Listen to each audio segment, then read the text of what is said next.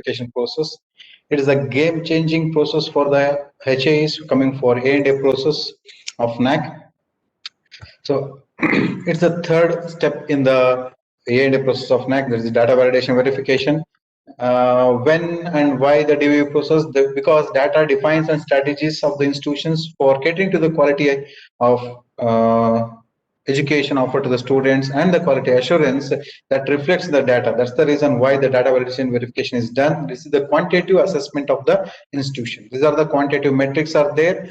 Defined numbers of questionnaires will be there. The institutions will be giving the supported documents. Claims will be made, and in support of those claims, documents and also templates will be provided with the institution as per the NAC prescribed formats. And this is where it reflects the quality of the institution. That's why it is an DVV process. There is a data validation and verification process. Simply understanding the data validation process, it's an analogy between the TT does what he does is work in the trains. That is, he validates and verifies the tickets. First, he goes through the bogie and he checks whether the seats are filled. If it is filled, or who are the persons sitting there with the relevant documents, he verifies, validates, and he accepts the passenger. So this is also the same thing here. Whatever the claims made by the institution, what you are claiming against each and every metrics for each and every academic year, you will be those claims will be verified, validated with supported documents, and it will be verified across the templates which you have provided in support of the claim for the detailed understanding. So here the process of DVV itself, it will be on input what you have given. So whatever the questions we have asked, you might be giving an input for that one in the extended profile and as well as in the quantitative metrics, and in support of that one you'll be given the templates. There is the data templates we call it. We have given the data templates and it is hosted in the NAC website for your reference below the manual links. Kindly go through the templates and don't change the template. Those are all those mandatorily you have to give, and if needed or if there is another additional documents, other additional informations, you can put another column and give the links for the relevant documents in the templates only. So here you have to validate the validation of the upload documents, links, and also it will be validated across external web sources like Asia, NRF, UGC, institutional website, and AICT. There it will be verified for understanding of the claims made by you and whether the claims are genuine. Sometimes what happens, the overseeing, there will be a problem. Something will be there, something will be missing. For that, you might have gone for the whatever the documents which you are having, and there is no such document supported for the NIRF. So these discrepancies will be sought and it will be checked, and it will be asked for the institution to clarify during the DVV clarification process. So here, extended profile of the institution, as already Vishnu Mesh sir has clarified and briefed you about, it will be getting a broader perspective of the institution regarding the programs, students, and academic initiatives, and the institutional development, whether it may be in the infrastructure, augmentation, library facilities, and the books facilities. Coming to the academics, research, innovations, how many PhD holders are there, how many PhD faculties with PhD are there, all the details, and students, how many students are there, how many applications has been expected for the particular program in your institution, and all those things will be there. And these are the denominators for calculating the scoring of weightages and ultimately the scoring of the particular metrics for the each and every quantitative metrics. So here you should give exact precise data of the numbers, whatever the claims you are making, it should be substantiated with the suitable supporting document to get those claims accepted by the DVA partner. In turn, it will be yielding you a very good scoring in the further stages for the quantitative metrics.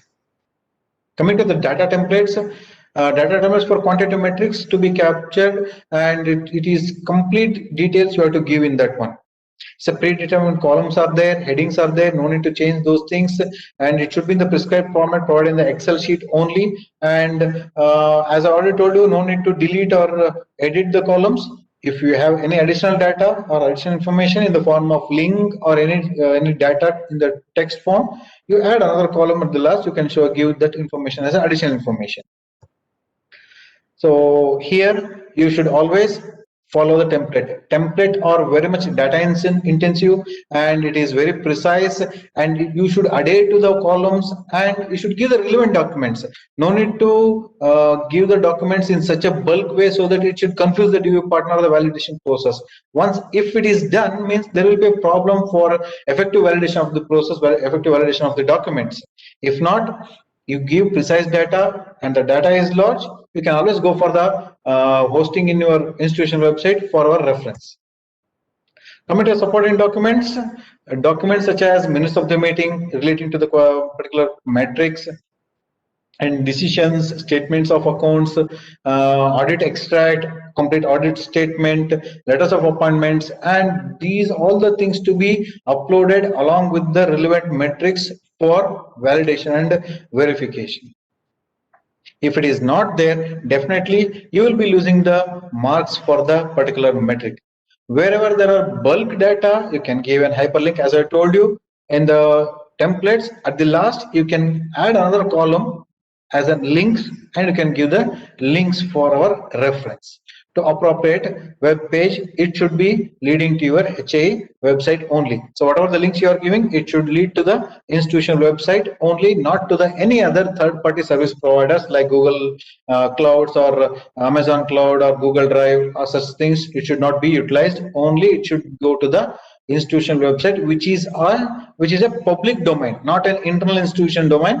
It should be a public domain. All the stakeholders or the public can have a look at it and they can see to it. Such link should be provided. On HA portal, if you find any difficulty in filling up of the data or the supporting documents, or if you are feeling difficulty in understanding the focus of the metrics, you can always raise the queries to us in the support help desk. Raise queries only without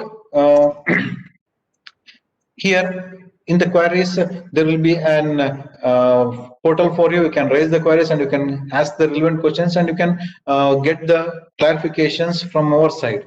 So this is a screenshot once the portal displaying the message regarding the DV clarification sought by the DV partner. What DV partner does, whatever the documents you have provided, he will go through it meticulously, file by file, sheet by sheet, and he will correlate with the Excel template what you have given, provided, and after that he will raise clarifications for whatever the metrics little more understanding is required and little more documents to be sought from the institution. For that, there will be a clarification request raised by the DV partner. So this process starts as and when the SSR is submitted. Within 7 days to 10 days, you will be getting the clarification request link from the NAC, and institution will be having, after getting the clarification request from DV partner, you will be having 15 days to respond to it. It is clear this is the message you are going to see, that it's an auto-generated notification. It will be there in the HA portal, and as well as you will get a mail, automatically generated mail through your registered email ID showcasing the same message for your understanding and quick action. So this is the this is the portal which looks for during the clarification stage. This would be the question he might have asked, the DV partner has asked. So you have to respond in this response window. So yeah, in this response window, you can type the responses against the queries raised, and you can give here also any additional supporting documents. If you have, you can submit it here. It need not be a PDF or particularly in Excel. You can give in PDF, Excel, Word, whatever the documents, whichever the form you are having, you can add here. But do not repeat the same what are the supporting documents which you have provided. So many times what happens, we don't know, the institution having a less clarity about the questions, or what they have understood is minimum of clarity. They are giving the same documents which they have provided previously during the additional during the submission of SSR. Here you have to give the particular document which justifies your claim and answers the DVV partner's query. So this is the responsibility you have to provide. And coming to the validation process itself, what needs to be followed, as already told by Dr. Vishnu Mahesh in this presentation, while submitting the SSR, you have to prepare your SSR according to the standard operating procedure which is there for your reference. It's an dictionary for you for entering the data and giving the documents in support of the data or the claims made by you in the manual. So here, standard operating procedure, documents, clarity, it is there for better clarity and what kind of relevant documents you can provide for the particular metrics and which are considerable and which are not considerable. It is also there. These documents are only suggestive. If you do have any other relevant documents in support of the claims, you can also provide those things as an additional document here. And kindly avoid confusing the DVV process or the DVV person, whoever it may be, that doing the verification process or the validation process. Give precise data, particularly focusing the claims made. Again and again, I'm repeating this one because many times you give bulk data which is very difficult to validate, and at that point, what happens?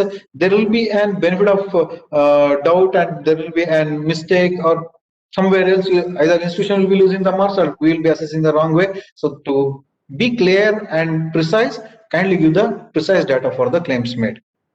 So if the input is more, the documents may be provided for the small random sampling, and this DVV partner will be asking you the random sampling based on the, say for example, how many faculty members are having a guide sheet. If it is more than, if the institution is having about 50 faculty members which are PhD guides and they do have students under them, they will, DVV partner will ask certain number of faculty members with precise name. For those precise named officials or the faculty members, you have to give the documents.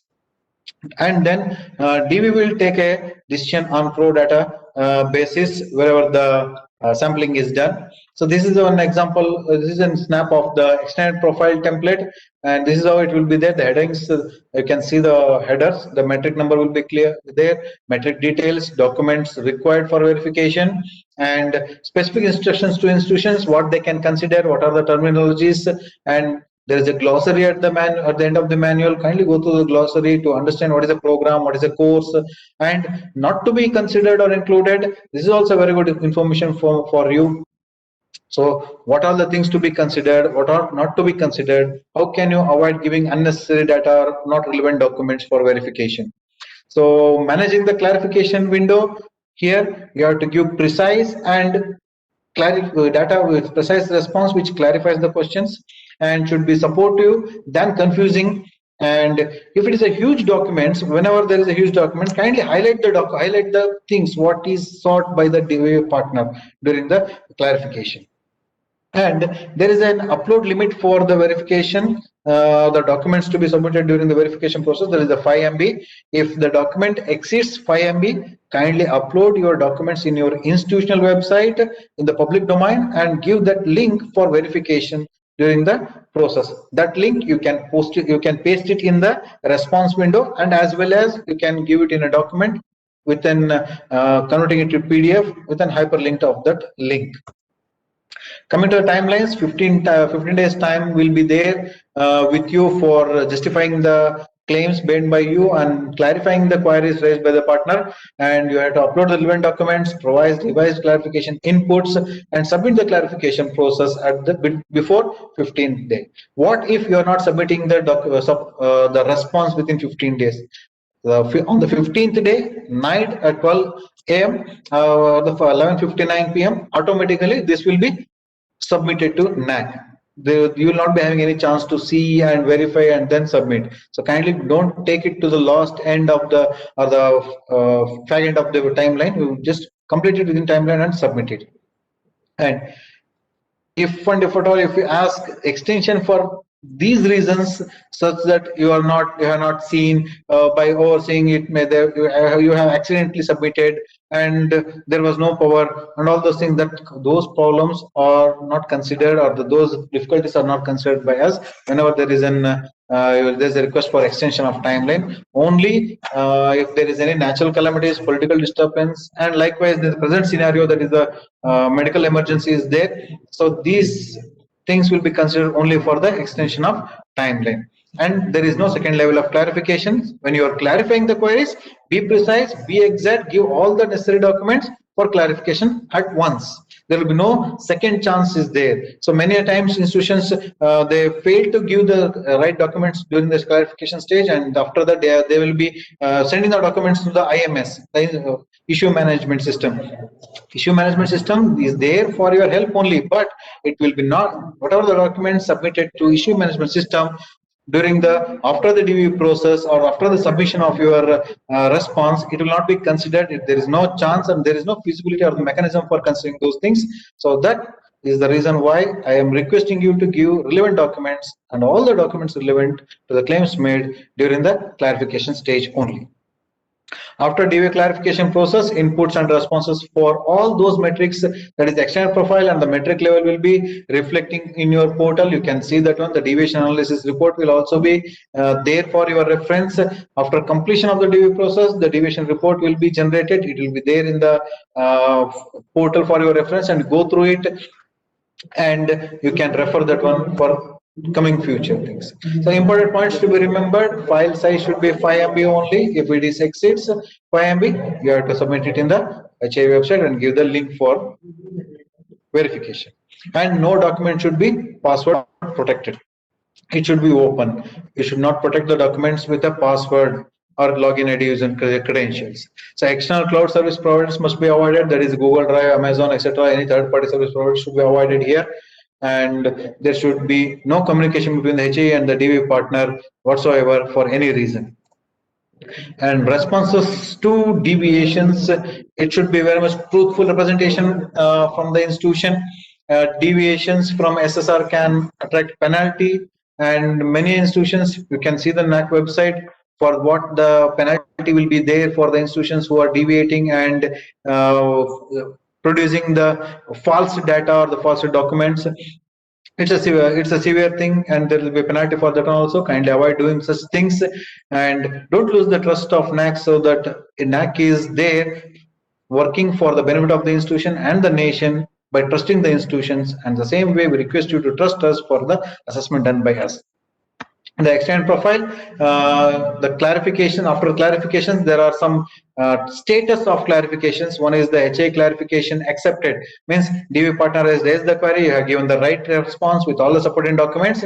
At that point, the status would be HA clarification accepted. And the next would be the no answer change. That means instead DV partner has raised the query, and here you have given the response for all the queries he has raised, and value provided by the institution in SSR is accepted after satisfactory supporting documents. That means what you are given is in the document, in the SSR, whatever the document or the claims you have made is okay and it is considered, then at that point no answer change will be the status.